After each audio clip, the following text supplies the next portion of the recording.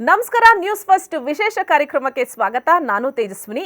ಇವತ್ತು ನಮ್ಮ ಸ್ಟುಡಿಯೋದಲ್ಲಿ ಬಿಗ್ ಬಾಸ್ನ ಮಾವ ಅಂತಾನೆ ಫೇಮಸ್ ಆದಂತಹ ಗೋಲ್ಡ್ ಸುರೇಶ್ ಅವರಿದ್ದಾರೆ. ಬನ್ನಿ, ಅವರು ಮನೆಯಿಂದ ಯಾಕೆ ಹೊರಗೆ ಬಂದ್ರು, ಅವರ ಬಿಗ್ ಬಾಸ್ ಜರ್ನಿ ಹೇಗಿತ್ತು ಎಲ್ಲ ಅವ್ರ ಹತ್ರನೇ ಕೇಳೋಣ. ಗೋಲ್ಡ್ ಸುರೇಶ್ ಅವರೇ, ನಮಸ್ಕಾರ, ಕಾರ್ಯಕ್ರಮಕ್ಕೆ ಸ್ವಾಗತ. ನಮಸ್ಕಾರ ಮೇಡಮ್. ಫಸ್ಟ್ ಹೇಗಿದ್ದೀರಿ ನೀವು? ಮೇಡಮ್, ನಾನು ಆರೋಗ್ಯವಾಗಿದ್ದೀನಿ. ಮತ್ತೆ ಹೇಗಿದೆ ನಿಮ್ಮ ಕಾಲು? ಕಾಲು ಪರವಾಗಿಲ್ಲ ಮೇಡಮ್, ಇವಾಗ ಒಂದು ಸ್ವಲ್ಪ ರಿಕವರಿ ಆಗ್ತಾ ಇದೆ.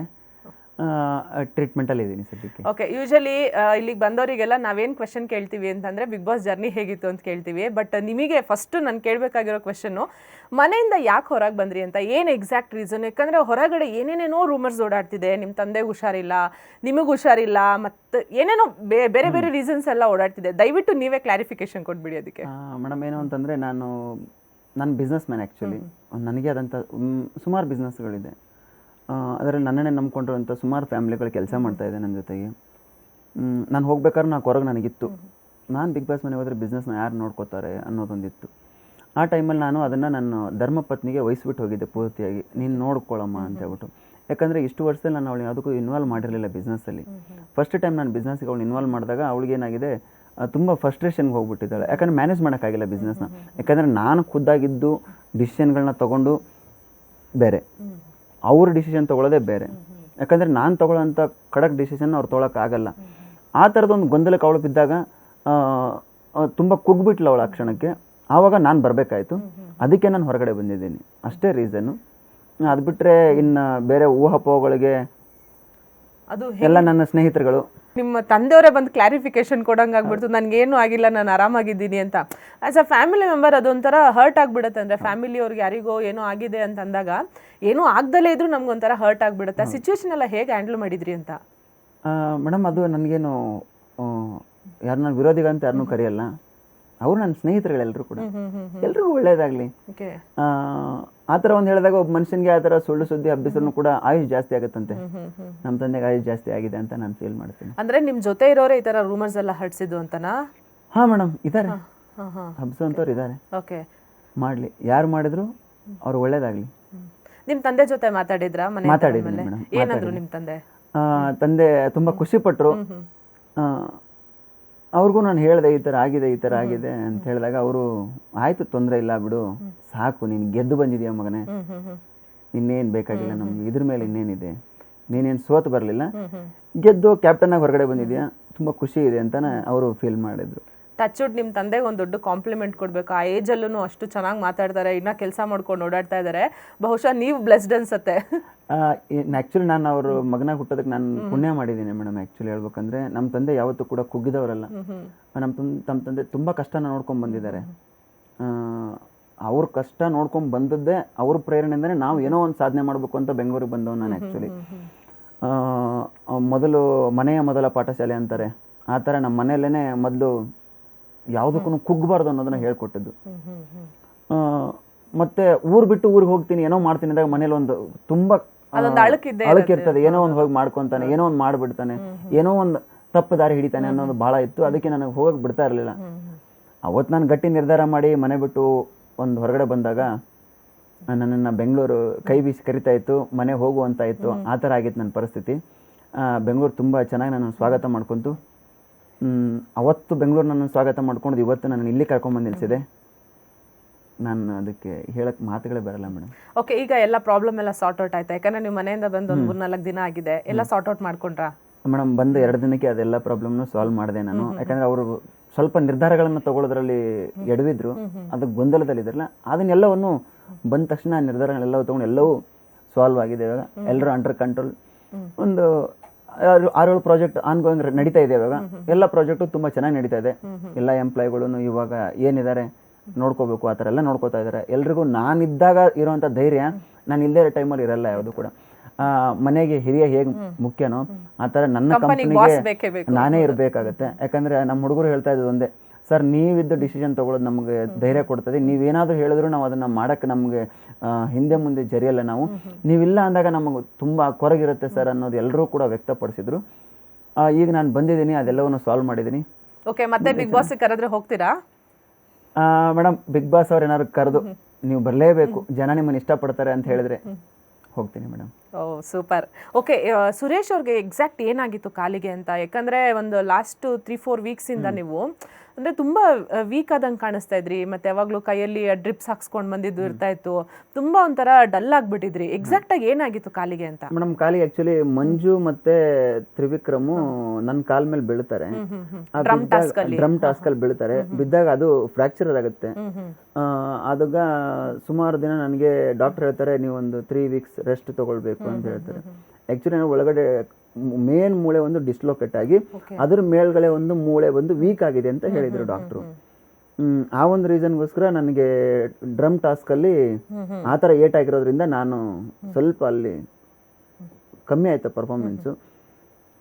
ಅದಾದಮೇಲೆ ನನಗೆ ಎಲ್ಲ ಅನಿಸೋದು, ಅಯ್ಯೋ ಏನು ನನ್ನ ಕಾಲನ್ನ ಇಟ್ಕೊಂಡು ಎಷ್ಟಂತ ಆಡೋಕ್ಕಾಗತ್ತೆ ನಾನು ಅಂತೆಲ್ಲ ಯೋಚನೆ ಮಾಡ್ತಿದ್ದೆ.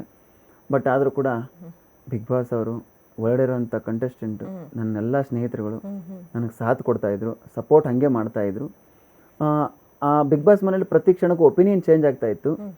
ಬಟ್ ಆದರೂ ಕೂಡ ಪ್ರತಿಯೊಂದಕ್ಕೂ ಸಾಥ್ ಕೊಡ್ತಾಯಿದ್ರು. ನನಗೆ ಹುಷಾರಿಲ್ಲಂದಾಗ ಒಬ್ಬರು ಟ್ಯಾಬ್ಲೆಟ್ ತಂದು ಕೊಡೋದ್ರಿಂದ ಹಿಡಿದು, ಊಟ ತಂದು ಕೊಡೋದ್ರಿಂದ ಹಿಡಿದು, ಒಂದು ಹಾಟ್ ವಾಟರ್ ಬ್ಯಾಗ್ ತಂದು ಕೊಡೋದ್ರಿಂದ ಹಿಡಿದು ತುಂಬ ಚೆನ್ನಾಗಿ ಸಪೋರ್ಟ್ ಮಾಡಿದ್ದಾರೆ ಎಲ್ಲರೂ ಕೂಡ. ಅದೊಂಥರ journey madam. Okay, Bigg Boss ಮನೆ ಒಳಗಡೆ ಇದ್ದು ಟಾಸ್ಕ್ ಆಡದೇ ಇರೋದು ಎಷ್ಟು ಕಷ್ಟ ಆಯಿತು ಅಂತ. ಯಾಕಂದರೆ ಅಲ್ಲಿ ನಿಮ್ಮನ್ನು ನೀವು ಗುರುತಿಸ್ಕೊಳಕ್ಕಾಗೋದೇ ಟಾಸ್ಕ್ ಮೂಲಕ ಅಥವಾ ಏನೋ ಎಂಟರ್ಟೈನ್ ಮಾಡಿ ಇದ್ರಿಂದ ಮೂಲಕನೇ. ಆದರೆ ನೀವು ಎಂಟರ್ಟೈನ್ಮೆಂಟ್ ಫೀಲ್ಡಿಂದ ಬಂದವರಲ್ಲ, ಟಾಸ್ಕೇ ಆಡೋಕ್ಕಾಗ್ತಿರ್ಲಿಲ್ಲ. ಹೇಗೆ ಅದನ್ನು ಮ್ಯಾನೇಜ್ ಮಾಡ್ಕೊತಿದ್ರಿ ಅಂತ? ನಾನು ಎಲ್ಲರ ಟಾಸ್ಕ್ಗಳನ್ನು ನೋಡ್ತಾ ಕೂತ್ಕೊತಾ ಇದ್ದೆ. ಆ್ಯಕ್ಚುಲಿ ನನಗೆ ಲೆಟ್ರ್ ಬರೋದು ಬಿಗ್ ಬಾಸ್ ಅವ್ರ ಟಾಸ್ಕ್ ಬಂದಾಗ ನನಗೆ ಹೇಳೋರು, ವೈದ್ಯರ ಸಲಹೆ ಮೇರೆಗೆ ಸುರೇಶ್ ಆಟ ಆಡುತ್ತಿಲ್ಲ ಅಂತ ಹೇಳಿದಾಗ ನನಗೆ ಫೀಲ್ ಆಗೋದು, ಅಯ್ಯೋ ಮತ್ತೆ ನಾನು ಈ ಆಟದಿಂದ ಹೊರಗಡೆ ಕೂತ್ಕೊಂಡ, ನಾನು ಯಾವುದ್ರಲ್ಲಿ ಪ್ರೂವ್ ಮಾಡ್ಕೊಳ್ಳಿ, ವಾರ ಪೂರ್ತಿ ಅದೇ ಕಳಪೆಗಾಗುತ್ತೆ, ಅದೇ ನೆಕ್ಸ್ಟ್ ವೀಕ್ ನಾಮಿನೇಷನ್ಗೆ ತಗೋತಾರೆ ಅನ್ನೋದೊಂದು ಕೊರಗು ನನ್ನ ಹತ್ರ ಇತ್ತು. ಬಟ್ ಯಾರೂ ಕೂಡ ಆ ಥರ ಮಾಡಲಿಲ್ಲ. ನನ್ನ ಕಷ್ಟ, ನನ್ನ ಹೆಲ್ತ್ ಇಶ್ಯೂನ ಎಲ್ಲರೂ ಅರ್ಥ ಮಾಡಿಕೊಂಡ್ರು, ಅದಕ್ಕೆ ಎಲ್ಲರೂ ಸಪೋರ್ಟ್ ಮಾಡಿದರು ಮೇಡಮ್. ಬಟ್ ಆದರೂ ಆ ಕೊರಗಂತೂ ತುಂಬ ಆಗ್ತಿತ್ತು ಒಳಗಡೆ.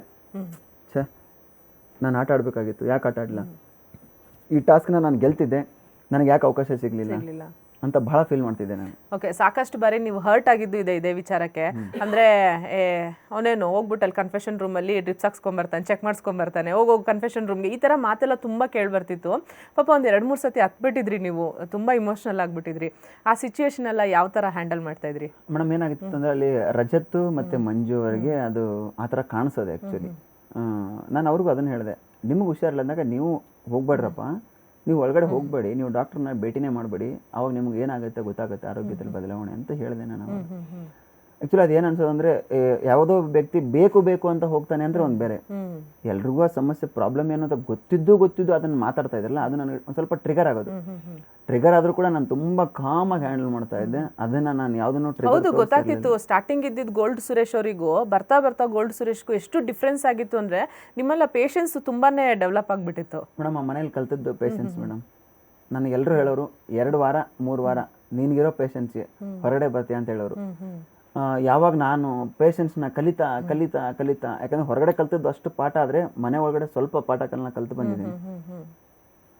ಪೇಷನ್ಸಿಂದ ಕೇಳೋವಂಥದ್ದಾಗಲಿ, ಅದಕ್ಕೆ ರಿಯಾಕ್ಟ್ ಮಾಡೋವಂಥದ್ದಾಗಲಿ, ಯಾವುದಕ್ಕೆ ರಿಯಾಕ್ಟ್ ಮಾಡಬೇಕು ಮಾಡಬಾರ್ದು ಅನ್ನೋದನ್ನು ಕಲ್ತಿರೋದಾಗಲಿ, ಇವೆಲ್ಲವೂ ನನಗೆ ಒಳ್ಳೆ ಪಾಠಗಳನ್ನ ಕಲಿಸಿದೆ ಜೀವನದಲ್ಲಿ. ಓಕೆ, ಆ ಡ್ರಮ್ ಟಾಸ್ಕ್ ಆಡಬೇಕಾದ್ರೆ ಅವರಿಬ್ಬರು ನಿಮ್ಮ ಕಾಲ ಮೇಲೆ ಬೀಳ್ತಾರೆ, ನೀವು ಸಿಕ್ಕಾಪಟ್ಟೆ ಕಿರ್ಚ್ಕೊತಿರ್ತೀರಿ, ಹಾಸ್ಪಿಟಲ್ ಕರ್ಕೊಂಡು ಹೋಗ್ತಾರೆ. ಬಟ್ ಮಂಜು ಅವ್ರು ಒಂದು ಮಾತು ಹೇಳ್ತಾರೆ, ನಾಟಕ ಮಾಡ್ತಾ ಇದ್ದಾನೆ ಅವನು, ಏನೋ ನಾಟಕ ಆದದ್ದು ಇಲ್ಲ, ಮಂಜುನು ತ್ರಿವಿಕ್ರಮ್ ಅವ್ರು ಯಾರೋ ಹೇಳ್ತಾರೆ ನಾಟಕ ಮಾಡ್ತಾ ಇದ್ದಾರೆ ಅವರು ಅಂತೇಳಿ. ಹೆಂಗ್ ಅನ್ನಿಸ್ತದು ಅಂತ? ಯಾಕಂದ್ರೆ ಅಷ್ಟು ಪೇನಲ್ಲಿ ಇರ್ತೀರಿ ನೀವು, ಯಾರೋ ಒಬ್ರು ಬಂದು ನೀವು ನಾಟಕ ಮಾಡ್ತಾ ಇದ್ದೀರಾ ಅಂತ ಅಂದ್ಬಿಟ್ರೆ. ಬಟ್ ಆ್ಯಕ್ಚುಲಿ ಅದು ನನಗೆ, ನಾನು ಅದನ್ನೇನು ಜಾಸ್ತಿ ರಿಯಾಕ್ಟ್ ಮಾಡೋಕ್ಕೇನು ಹೋಗಲಿಲ್ಲ. ನಾನು ಆ್ಯಕ್ಚುಲಿ ಏನು ಪ್ರಾಬ್ಲಮ್ ಆಗಿದೆ ಅಂತ ಬಿಗ್ ಬಾಸ್ ಅವ್ರಿಗೆ ಗೊತ್ತಿತ್ತು, ಡಾಕ್ಟ್ರಿಗೆ ಗೊತ್ತಿತ್ತು, ನಿಮಗೆ ಗೊತ್ತಿತ್ತು, ನನಗೆ ಗೊತ್ತಿತ್ತು.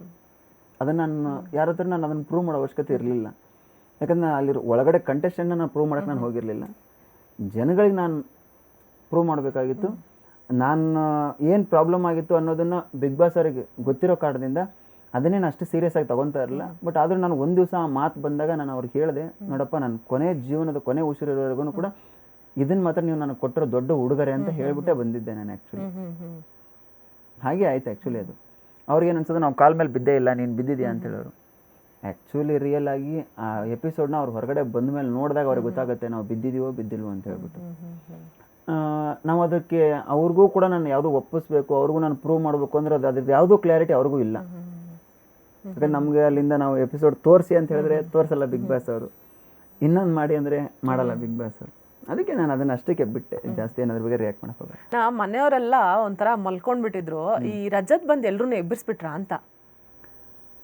ಆ ಥರ ಏನಿಲ್ಲ ಮೇಡಮ್, ನಾವು ನಮ್ಮ ಆಟ ಆಡ್ತಾ ಇದ್ವಿ. ರಜತ್ ಬಂದು ಸ್ವಲ್ಪ ಎಲ್ಲೋ ಅಗ್ರೆಷನ್ ಜಾಸ್ತಿ ಇತ್ತು ರಜತ್ತಲ್ಲಿ. ಯಾಕಂದ್ರೆ ರಜತ್ಗೆ ಒಳಗಡೆ ನಾವು ನೋಡಿದ್ವಲ್ಲ 50 ದಿನದಿಂದ ನರ್ಕನ, ಆ ನರ್ಕ ರಜತ್ ಗೊತ್ತಿರಲಿಲ್ಲ. ರಜತ್ ಏನೋ ಅನ್ಕೊಂಡು ಬಂದರು. ಇವಾಗ ಇತ್ತೀಚೆಗೆ ತುಂಬ ಚೆನ್ನಾಗಿ ಆಟ ಆಡ್ತಾ ಇದ್ದಾರೆ.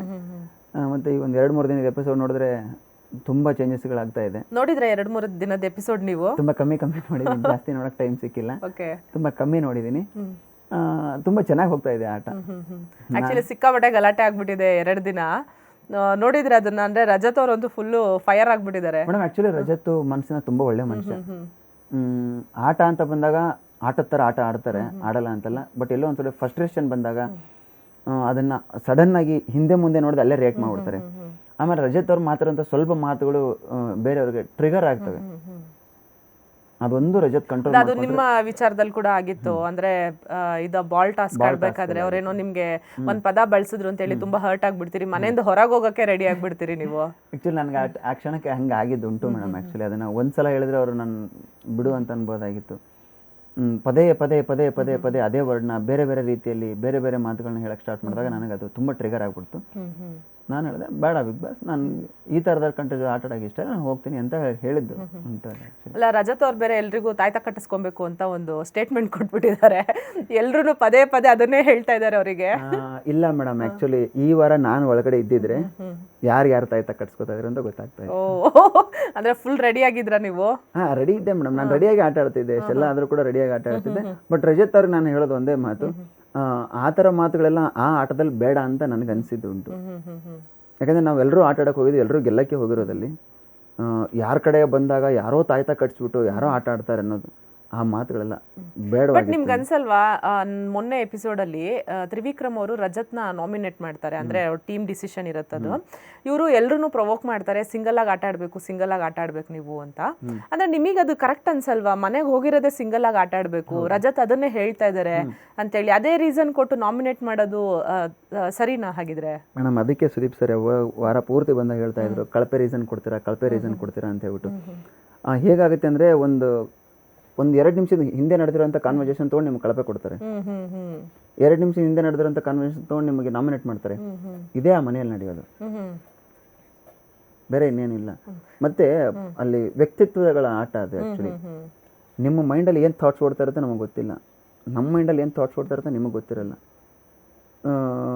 ಹೋದ ಸಲ ಎಲ್ಲ ವಾದ ಪ್ರತಿವಾದ ಏನೂ ಇರಲಿಲ್ಲ, ಈ ಸಲ ವಾದ ಪ್ರತಿವಾದ ಇರೋದ್ರಿಂದ ಇಷ್ಟು ಕಾಣಿಸ್ತಾ ಇದೆ. ಇಲ್ಲಾಂದ್ರೆ ಯಾರ್ಯಾರು ನಾಮಿನೇಟ್ ಮಾಡಿದ್ರೆ ಯಾರು ರಿಯಾಕ್ಟ್ ಮಾಡಂಗಿರ್ಲಿಲ್ಲ. ಈ ಸಲ ರಿಯಾಕ್ಟ್ ಮಾಡ್ತಾ ಇದೀವಿ, ಅದಕ್ಕೆ ಗೊತ್ತಾಗ್ತಾ ಇದೆ ಜನಗಳಿಗೆ. ಅಷ್ಟು ಬಿಟ್ಟರೆ ಬೇರೆ ಏನೇನು. ಡಿಸ್ಕಸ್ ಮಾಡಿ ನಾಮಿನೇಟು ಮಾಡ್ತಾರೆ, ನಾಮಿನೇಟ್ ಆದ್ಮೇಲೆ ಡಿಸ್ಕಷನ್ ಮಾಡ್ತಾರೆ ಮೇಡಮ್. ಅದು ಕಾಮನ್ ಮೇಡಮ್, ಅವ್ರವ್ರದೇ ಆದಂತ ಇದು ಮಾಡ್ಕೊಂಡು ಅದನ್ನ. ನಿಮ್ ಪ್ರಕಾರ ಯಾರ ಮನೆಯಲ್ಲಿ ತುಂಬಾ ಕಳಪೆ ರೀಸನ್ ತಗೊಳೋದು? ಕಳಪೆ ಕೊಡೋದಿಕ್ಕಾದ್ರೂ ಆಯ್ತು, ನಾಮಿನೇಟ್ ಮಾಡೋದಿಕ್ಕಾದ್ರೂ ಆಯ್ತು. ಚೈತ್ರ. ಓಕೆ. ಸಂಬಂಧ ಇಲ್ಲದ ವಿಷಯನ ಚೈತ್ರ ಮಾತಾಡೋದು ಆಕ್ಚುಲಿ.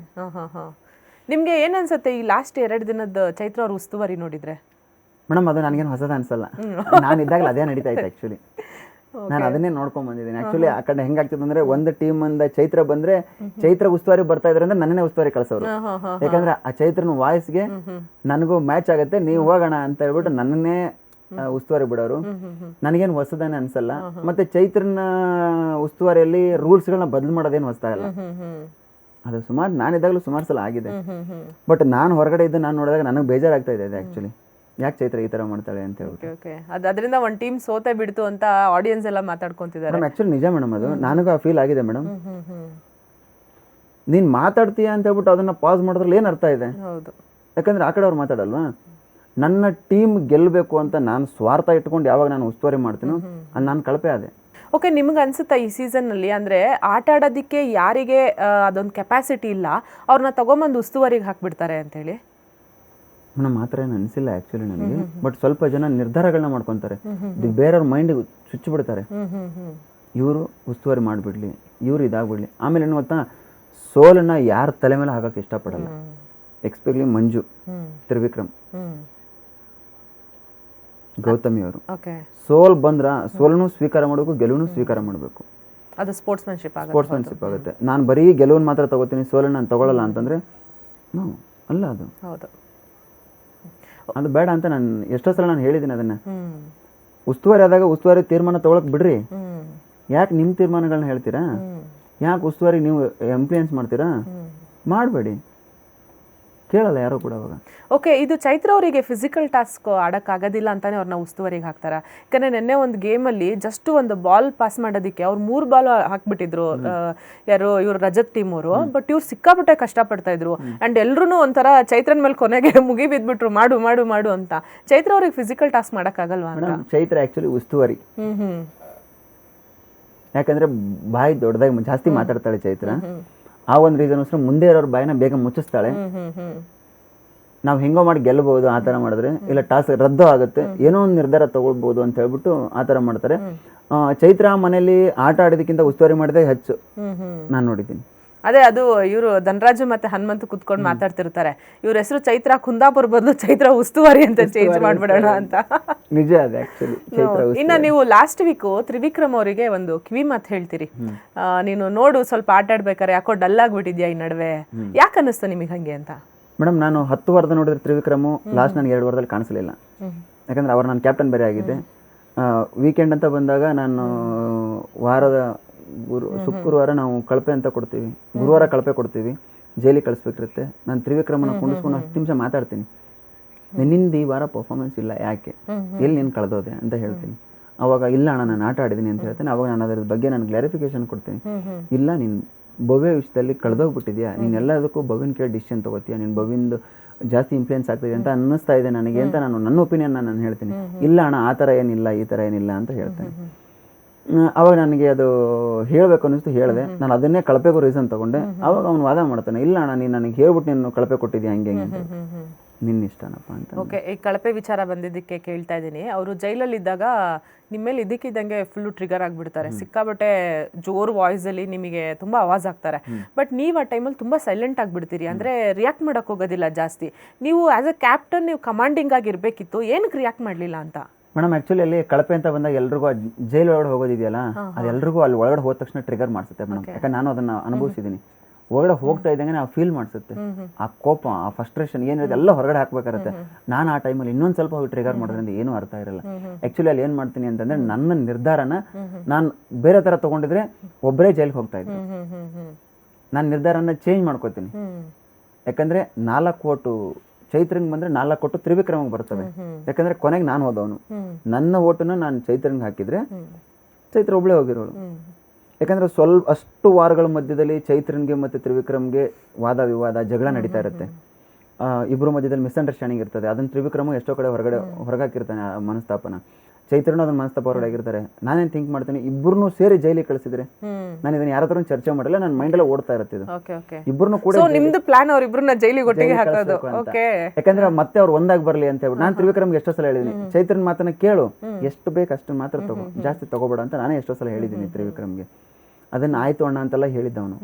ಮಧ್ಯದಲ್ಲಿ ಎಲ್ಲೋ ಒಂದು ಸ್ವಲ್ಪ ಕಳೆದೋಗ್ಬಿಟ್ಟ ತ್ರಿವಿಕ್ರಮ್. ನಾನು ಅವಾಗ ಹೇಳ್ತಾ ಇರ್ತೀನಿ, ನಾನು ವಿಕ್ಕಿ ನೀನು ಆಟ ಹಿಂಗಾಡು ನೀನು ಕಾಣಿಸ್ಕೊತಾ ಇಲ್ಲ, ನೀನು ಅದು ಮಾಡ್ತಾ ಇಲ್ಲ ಇದು ಮಾಡ್ತಾ ಇಲ್ಲ ಅಂತ ಹೇಳ್ಬಿಟ್ಟು, ಆಯ್ತಣ್ಣ ಓಕೆ ಅಣ್ಣ ಅಂತ ಅನ್ನೋನು. ಬಟ್ ಆ 2 ವಾರದ ನನಗೆ ತುಂಬ ಇದಾಗಿರೋದ್ರಿಂದ, ಇಬ್ಬರು ಜೈಲಿಗೆ ಹೋಗ್ರಿ, ನಿಮ್ದು ಏನಿದೆ ಎಲ್ಲ ಪ್ರಾಬ್ಲಮ್ ಸಾಲ್ವ್ ಮಾಡ್ಕೊಂಡು ಬರ್ರಿ ಅಂತ ಹೇಳ್ಬಿಟ್ಟು ಕಳಿಸ್ತೀನಿ. ಜೈಲಿಗೆ ಹೋಗ್ಬಿಟ್ಟು ಬರ್ತಾರೆ, ಅಲ್ಲೂ ಸ್ವಲ್ಪ ಕಾಟ್ಲೆ ಕೊಡ್ತಾರೆ ಇಬ್ರು ಸೇರಿ ನನಗೆ. ಹೌದು, ಆ್ಯಕ್ಚುಲಿ ನಾನು ನೆಕ್ಸ್ಟ್ ಅದೇ ಕೇಳೋಳಿದ್ದೆ. ಅವರಿಬ್ರು ರೂಲ್ಸ್ ಬ್ರೇಕ್ ಮಾಡ್ತಾರೆ. ನೀವೆಲ್ಲಂದ್ರೆ ಅಂದರೆ ಕ್ಯಾಪ್ಟನ್ ಆಗಿ ನೀವು ಅವ್ರಿಗೆ ಏನು ಅನ್ನೋದೇ ಇಲ್ಲ, ಅಂದರೆ ಒಂಥರ ಪ್ಲೀಸ್ ಮಾಡೋ ಥರ ಮಾತಾಡ್ಬಿಡ್ತೀರಿ ಅವರಿಬ್ರಿಗೂ. ನೀವು ಯಾಕೆ ಕಮಾಂಡಿಂಗ್ ಆಗಿರಲಿಲ್ಲ? ಇಲ್ಲ ಮೇಡಮ್, ಆ್ಯಕ್ಚುಲಿ ನನಗೆ ಕಮಾಂಡಿಂಗ್ ಅಂತ ಅನ್ನೋದಲ್ಲ. ಆ್ಯಕ್ಚುಲಿ ಒಬ್ಬ ಕ್ಯಾಪ್ಟನ್ ಅದನ್ನು ತುಂಬ ಸ್ಮೂತ್ ಆಗಿ ಹ್ಯಾಂಡಲ್ ಮಾಡ್ಬೇಕಂತ ನನಗೆ ಇದ್ದಿದ್ದು. ಬಟ್ ತುಂಬ ಸ್ಮೂತ್ ಆಗಿಬಿಡ್ಲಿಲ್ವಾ ಅದು ಅಂತ? ಇಲ್ಲ, ನಾನು ರೂಲ್ಸ್ ಮಾಡಿರ್ತೀನಿ, ನಿದ್ದೆ ಮಾಡಿದ್ರೆ ಸ್ವಿಮ್ಮಿಂಗ್ ಪೂಲ್ಗೆ ಹಾಕ್ತೀನಿ ಅಂತ. ಯಾರೂ ನಿದ್ದೆ ಮಾಡಿರಲಿಲ್ಲ 2-3 ದಿವಸ. ಆದರೂ ತ್ರಿವಿಕ್ರಮ್ ಏನು ಮಾಡಿರ್ತಾನೆ, ನಿದ್ದೆ ಮಾಡಿರ್ತಾನೆ, ಜೈಲಲ್ಲಿ ಮಾಡಿರ್ತಾನೆ. ಬಟ್ ಹೊರಗಡೆ ಬಂದ್ಮೇಲೆ ನಾನು ಸ್ವಿಮ್ಮಿಂಗ್ ಪೂಲ್ ಹಾಕ್ಬೇಕಂತ ಹೇಳಿರ್ತೀನಿ. ಅವಾಗ ಸ್ವಿಮ್ಮಿಂಗ್ ಪೂಲಲ್ಲಿ ನೀರು ಚೇಂಜ್ ಮಾಡಿರಲ್ಲ, ಅದಕ್ಕೆ ಅದು ಸೈಲೆಂಟ್ ಆಗ್ಬಿಟ್ರೆ ಅಷ್ಟೊತ್ತಿಗೆ ವೀಕೆಂಡ್ ಬರ್ತದೆ, ಮುಗೀತದೆ. ಇಲ್ಲ ಅಂದರೆ ಅದು ಇನ್ನೂ ನೆಕ್ಸ್ಟ್ ಲೆವೆಲ್ಗೆ ಇತ್ತು. ಈ ವಾರದ ಕ್ಯಾಪ್ಟನ್ಸಿಯಲ್ಲಿ ಶಿಕ್ಷೆಗಳನ್ನ ಕೊಡ್ತಾ ಇದ್ದೆ ನಾನು. ಅಲ್ಲ, ನೀವು ಸಾಫ್ಟ್ ಆಗಿಬಿಟ್ರಿ ಅನ್ನೋ ಕಾರಣಕ್ಕೆ ಅವರಿಬ್ರು ಏನಾರು ಅಡ್ವಾಂಟೇಜ್ ತೊಗೊಂಡ್ಬಿಟ್ರೆ ಅದನ್ನ ಅಂತ? ಯಾಕಂದ್ರೆ ಇಬ್ರು ಜೈಲಲ್ಲಿ ಇರ್ತಾರೆ, ಇಬ್ರು ಜೈಲಿಂದ ಹೊರಗೆ ಬರ್ತಾರೆ, ಅದು ಪ್ಲಾನ್ ಮಾಡ್ಕೊಂಡು ಬಂದು ಹೊರಗಡೆ ಬಂದು ಕೂತ್ಕೊಂಡು ಮಾತಾಡಿ, ಅಂದ್ರೆ ನೀವು ಸಾಫ್ಟ್ ಇದ್ದೀರಾ ಅನ್ನೋ ಕಾರಣಕ್ಕೆ ಅಷ್ಟೆಲ್ಲ ಮಾಡಿದ್ರು ಅವರು. ಆಕ್ಚುಲಿ ಅದು ನಮ್ಗೆ ಗೊತ್ತಾಗಿದೆ ವೀಕೆಂಡ್ ಅಲ್ಲಿ ಮೇಡಮ್, ಅವ್ರಿಬ್ರು ಹೊರಗಡೆ ಬಂದಿದ್ದಾರೆ ಅಂತ ವಿಡಿಯೋ ಪ್ಲೇ ಆದ್ಮೇಲೆ ಗೊತ್ತಾಗಿದೆ ನಮಗೆ. ಬಟ್ ವಿಕ್ಕಿ ಹೇಳೋನು ವೀಕೆಂಡಲ್ಲಿ ಗೊತ್ತಾಗುತ್ತೆ ಅಂತ. ಈ ಥರ ವೀಕೆಂಡಲ್ಲಿ ಗೊತ್ತಾಗುತ್ತೆ ಅಂತ ಅನ್ಕೊಂಡಿರ್ಲಿಲ್ಲ ನಾವು. ಬಟ್ ಅದು ಕ್ಲಾಸು ಆಯ್ತು ಅನ್ಸತ್ತೆ ಅವರಿಗೆ ಚೆನ್ನಾಗಿ. ಮತ್ತೆ ಇಡೀ ಮನೆಗೆ ಏನಾಗಿತ್ತು ಅಂದರೆ, ಯಾರು ಜೈಲಿದ್ರೆ ಅವರೇ ತರಕಾರಿ ಹೆಚ್ಚಬೇಕು ಅಂತ ಇರುತ್ತೆ. ಅವ್ರಿಗೆ ಕೊಟ್ಟು ಸುಮಾರು ಹೊತ್ತಾದರೂ ಅವ್ರು ಹೆಚ್ಚಿರಲ್ಲ. ನನಗೆ ರಾಗಿ ಗಂಜಿ ಬೇಕು, ನನಗೆ ಅದು ಬೇಕು, ನನಗೆ ಇದು ಬೇಕು, ನನಗೆ ಊಟ ಬೇಕು, ನನಗೆ ತರಕಾರಿ ಕಟ್ ಮಾಡೋಕ್ಕೆ ಶಕ್ತಿ ಇಲ್ಲ ಅಂತೆಲ್ಲ ನನ್ನನ್ನು ರೇಗಿಸ್ತಿರ್ತಾರೆ. ಅವ್ರಿಗೆ ಒಂದೇ ಮಾತು ಹೇಳ್ತೀನಿ, ಹೌದಾ ತರಕಾರಿ ಹೆಚ್ಚಲ್ವ ನೀವು, ಹೇಳಿ ಹೇಳಿ ಹೇಳಿ ಸಾಕಾಗಿ ನಾನೇನು ಹೇಳ್ತೀನಿ, ಕೊನೆಗೆ ನೀವು ಹೆರ್ಚ್ಬೇಡಿ ಬಿಟ್ಬಿಡ್ರಪ್ಪ. ಶಿಶಿರ್ ಅಡುಗೆ ಮಾಡ್ತಿರ್ತಾರೆ, ಅವ್ರಿಗೆ ಹೇಳ್ತೀನಿ ಶಿಶಿರ್ ತರಕಾರಿನ ಜಜ್ಬಿಟ್ಟು ಹಾಕ್ಬಿಡು ಅಂತ ಹೇಳ್ತೀನಿ ತರಕಾರಿ. ಇಲ್ಲ ಸುದೀಪ್ ಸರ್ ಬಂದು ಹೇಳ್ತಾರಲ್ಲ, ಕೊಟ್ಟಿದ್ದು ಹಾಫ್ ಅನ್ ಅವರಿಗೆ ತರಕಾರಿ ಸರ್ ಆ ವಾರ ಹೇಳ್ತಾರೆ ಇನ್ನು ಹಾಫ್ ಅನ್ ಅವರ್ ನೀವು ರೆಡಿ ಮಾಡ್ಬೇಕು ಅಂತ ಹೇಳ್ಬಿಟ್ಟು. ಫಸ್ಟ್ ವಾರ ರಜತ್ನ ನಾವು ಜೈಲಿಗೆ ಕಳಿಸಿದಾಗ ಅವ್ರು ಕೂಡ ಮಾಡಿರೋದಿಲ್ಲ. ಅವ್ರು ಯಾವಾಗ ಅಂತಂದ್ರೆ, ನಾವು ಬೆಳಗ್ಗೆ ಕೊಟ್ಟಿರೋದನ್ನ ಅವ್ರಿಗೆ ಸಂಜೆ 4 ಗಂಟೆಗೆ ತರಕಾರಿ ಹೆಚ್ಚಿಕೊಟ್ಟಿರೋದು ನಮಗೆ. ನಾವು ಬೆಳಗ್ಗೆ ತಿಂಡಿ ಮಾಡಿರೋದು ಸಾಯಂಕಾಲ 4 ಗಂಟೆಗೆ. ಈ ಥರ ಎಲ್ಲ ಆ ಸಿಟ್ಗಳನ್ನ ಇಟ್ಕೊಂಡು ಅವರು ಅದನ್ನು ಫ್ರಸ್ಟ್ರೇಷನ್ನ ಅದ್ರ ಮೇಲೆ ಉಪಯೋಗ ಮಾಡೋಕ್ಕೆ ಪ್ರಯತ್ನ ಪಡ್ತಾರೆ. ನಾನು ಹೋಗಿದ್ದೀನಿ, ಧನರಾಜ್ ಹೋಗಿದ್ದೀವಿ, ನಾವು ಯಾವತ್ತೂ ಕೂಡ ಆ ಥರ ಮಾಡಲೇ ಇಲ್ಲ. ಕೊಟ್ಟು ಅರ್ಧ ಗಂಟೆ ಒಳಗಡೆ ನಾವು ರೆಡಿ ಮಾಡಿಕೊಟ್ಟಿದ್ದೀವಿ ಎಲ್ಲನೂ ಕೂಡ. ಇಲ್ಲ ನನ್ನ ಇಷ್ಟ, ನನಗೆ ಮಾಡೋಕ್ಕಾಗಲ್ಲ, ನನಗೆ ಹಂಗೆ ಹಿಂಗೆ ಅಂತ ರೀಸನ್ಗಳನ್ನ ಕೊಡ್ತಾರೆ. ಅವೆಲ್ಲವೂ ಕಳಪೆ ರೀಸನ್ಗಳು, ಅದು ಅಲ್ಲಿ ಆಟಕ್ಕೆ ಸೀಮಿತ ಆಗಿರುತ್ತೆ ಅಷ್ಟೇ.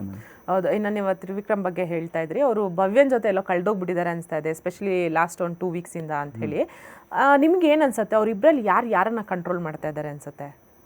ಮೇಡಮ್, ಭವ್ಯ ತ್ರಿವಿಕ್ರಮ ಕಂಟ್ರೋಲ್ ಮಾಡ್ತಾ ಇದ್ದಾರೆ ಅಂತ ಅನ್ಸುತ್ತೆ. ನಾನು ಅದನ್ನ ವಿಕ್ಕಿಗೆ ನಾನು ಹೇಳಿದ್ದೀನಿ ಡೈರೆಕ್ಟ್ ಆಗಿ.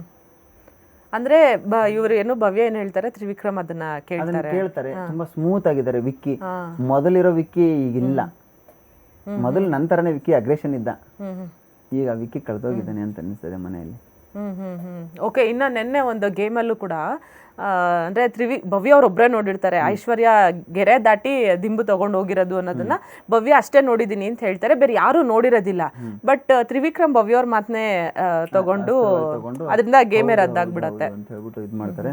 ಅದೇ ಮೇಡಮ್, ಈ ಥರ ಮಿಸ್ಅಂಡರ್ಸ್ಟ್ಯಾಂಡಿಂಗು, ಮಿಸ್ಕಮ್ಯುನಿಕೇಷನು, ಉಸ್ತುವಾರಿ ಪ್ರಾಬ್ಲಮ್ ಇಂದ ಎಷ್ಟೊಂದು ಗೇಮ್ಗಳು ರದ್ದಾಗಿದೆ ಬಿಗ್ ಬಾಸ್ ಮನೆ. ಓಕೆ. ತ್ರಿವಿಕ್ರಮ್ ಅವ್ರು ಏನಾದರೂ ಸ್ವಲ್ಪ ಬ್ಯಾಲೆನ್ಸಿಂಗ್ ಆಗಿರ್ತಾರಾ ಅಂತ? ಯಾಕಂದರೆ ಮೊನ್ನೆ ಟಾಸ್ಕಲ್ಲಿ ರಜತ್ ಅವರು ಮಂಜು ಅವ್ರಿಗೆ ಒಂದು ಮಾತು ಬಳಸ್ತಾರೆ, ಪ್ರಾಣ ಪಕ್ಷಿ ಹಾರೋಗ್ಬಿಡ್ತಾ ಇತ್ತು ಅಂತ ಹೇಳಿ. ಅದಾದಮೇಲೆ ಮಂಜುಗೂ ಮತ್ತು ರಜತ್ ಅವರಿಗೂ ಸಿಕ್ಕಾಪಟ್ಟೆ ಗಲಾಟೆ ಆಗುತ್ತೆ. ಅದಾದಮೇಲೆ ತ್ರಿವಿಕ್ರಮ್ ಅವ್ರು ಮಂಜು ಅವ್ರಿಗೆ ಒಂದು ಮಾತು ಹೇಳ್ತಾರೆ, ನೀವು ಯಾಕೆ ಇಷ್ಟೊಂದು ಟ್ರಿಗರ್ ಆಗ್ತಾ ಇದ್ದೀರಾ, ನಿಮ್ಮನ್ನು ಮುಟ್ಬೇಕಂದ್ರೆ ನನ್ನನ್ನು ದಾಟ್ಕೊಂಬರ್ಬೇಕು ಅಂತ. ಬಟ್ ಇದೇ ತ್ರಿವಿಕ್ರಮ್ ರಜತ್ ಜೊತೆ ತುಂಬ ಚೆನ್ನಾಗಿರ್ತಾರೆ, ರಜತ್ ಹೇಳೋದನ್ನೆಲ್ಲ ಕೇಳ್ತಿರ್ತಾರೆ. ಆ ಥರ ಏನಾದ್ರು ತುಂಬ ಬ್ಯಾಲೆನ್ಸಿಂಗ್ ಆಗಿದ್ದಾರೆ ತ್ರಿವಿಕ್ರಮ್ ಅವರು ಅಂತ? ಮೇಡಮ್, ಒಂದು ಗಾದೆ 6 ಕೊಟ್ಟರೆ ಅತ್ತೆ ಕಡೆ, 3 ಕೊಟ್ಟರೆ ಸೊಸೆ ಕಡೆ ಅಂತ ಹೇಳ್ಬಿಟ್ಟು, ಆ ಟೀಮಲ್ಲಿದ್ದಾಗ ಆ ಥರ, ಈ ಟೀಮಲ್ಲಿದ್ದಾಗ ಈ ಥರ. ನನ್ನ ಟೀಮಲ್ಲಿದ್ದಾಗ ನನ್ನ ಜೊತೆಗೆ. ಯಾಕಂದರೆ ಮುಖ್ಯ ಆಗಿರೋದು ಟೀಮ್ ಗೆಲ್ಬೇಕನ್ನೋದು. ಯಾಕಂದರೆ ನೀವು ಒಂದು ಸ್ವಲ್ಪ ಅವರ್ನ ನೀವು ಹೊರಗಡೆ ನೋಡ್ತೀರ ಅಷ್ಟೇ. ನಾವು ದಿನದ 24 ಗಂಟೆ ಅಲ್ಲಿ ನಡೀತಾ ಇರುತ್ತೆ ಕಾನ್ವರ್ಸೇಷನ್. ಆ ಗೇಮ್ ಅಂತ ಬಂದಾಗ ಎಲ್ಲ ಕಾನ್ವರ್ಸೇಷನ್ ಆಗಿರುತ್ತೆ. ಬಿಟ್ಟರೆ ಮತ್ತೆ 1-2 ದಿನ ಎಲ್ಲ ಸಮಾಧಾನ ಆಗಿರುತ್ತೆ, ಎಲ್ಲ ಅವ್ರವ್ರು ಚೆನ್ನಾಗೇ ಇರ್ತಾರೆ, ಏನು ತೊಂದರೆ ಇರಲ್ಲ ಆ ಥರ ಎಲ್ಲ ಏನು. ಓಕೆ. ನಿಮ್ಮ ಪ್ರಕಾರ ಹೇಗೆ ತ್ರಿವಿಕ್ರಮ್ ಅವರು ಅಂತ? ಅವರೇನು ಬ್ಯಾಲೆನ್ಸಿಂಗ್ ಆಗಿರ್ತಾರೆ? ಓಕೆ. ಬ್ಯಾಲೆನ್ಸ್ ಅಂದ್ರೆ ಸ್ವಾರ್ಥ ಥರದ್ದೆಲ್ಲ ಏನಿಲ್ಲ ಅವರಿಗೆ? ಏನಿಲ್ಲ. ಅಂದ್ರೆ ಯಾವ ಸಿಚುವೇಶನ್ ತಕ್ಕನಂಗೆ ಇರ್ತಾರೆ. ಓಕೆ. ಇನ್ನು ಗೌತಮಿ ಮತ್ತೆ ಮಂಜು ಅವ್ರ ವಿಚಾರಕ್ಕೆ ಬಂದರೆ, ಈ ನಡುವೆ ಯಾಕೋ ಇಬ್ರು ಸಿಕ್ಕಾಪಟ್ಟೆ ಗಲಾಟೆ ಮಾಡ್ಕೊತಾ ಇದ್ದಾರೆ. ಗೌತಮಿ ಅವರಂತೂ ಓಪನ್ ಆಗಿ ಹೇಳ್ತಾ ಇದ್ದಾರೆ ಮಂಜು ಅವ್ರಿಗೆ, ನನ್ನ ದಯವಿಟ್ಟು ಮಾತಾಡಿಸ್ಬೇಡಿ ನೀವು, ನನ್ನ ಜೊತೆ ಇರಬೇಡಿ ನೀವು ಅಂತ ಕೇಳ್ತಾ ಇದ್ದಾರೆ. ಬಟ್ ಮಂಜು ಅವ್ರು ಅದನ್ನ ಯಾವುದು ಕೇಳ್ತಾ ಇಲ್ಲ.